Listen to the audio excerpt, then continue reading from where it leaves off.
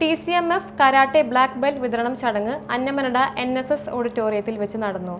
അഞ്ജലി സത്യനാഥ് ഉദ്ഘാടനം ചെയ്തു. സത്യം പറയാലോ, കരാട്ടയുടെ ABCD എനിക്ക് അറിയില്ല. സിനിമയായിട്ടാണ് കുറച്ച് ബന്ധമുള്ളത്.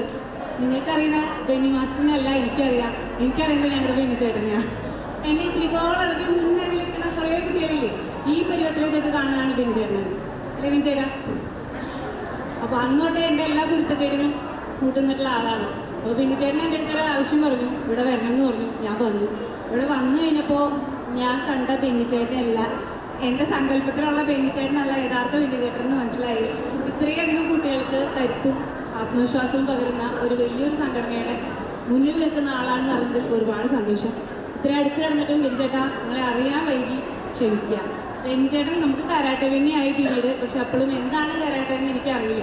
എനിക്കൊരു മകളുണ്ട്, അവളെ കരാട്ടെ പഠിപ്പിക്കണം എന്ന് എനിക്ക് ഭയങ്കര ആഗ്രഹമുണ്ട്. പക്ഷെ എന്താ ചെയ്യുക, ഭൂലോകം പഠിച്ചത് പഠിപ്പിക്കണം ആഗ്രഹമുണ്ട്, പക്ഷെ ആളെ കൂട്ടാക്കണില്ല. എന്തായാലും ഇതിന് കൊണ്ടുവരേണ്ടതായിരുന്നു. കണ്ടിരുന്നെങ്കിൽ അവൾക്കും ആഗ്രഹം വന്നേനെ.